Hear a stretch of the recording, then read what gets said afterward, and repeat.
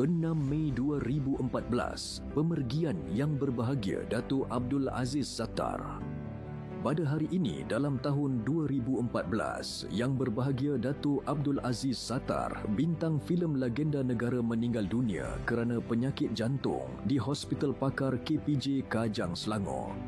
Allahyarham yang berusia 89 tahun merupakan anggota terakhir trio Bujang Lapuk yang meninggal dunia selepas Allahyarham Tan Sri P. Ramli dan Allahyarham S. Syamsuddin. Allahyarham mula menceburkan diri dalam bidang lakonan pada tahun 1953 dengan memegang watak sampingan dalam filem Putus Harapan. Antara filem yang menaikkan nama Allahyarham ialah Bujang Lapuk, Nasib Si Labu-Labi dan Nujum Pak Belalang.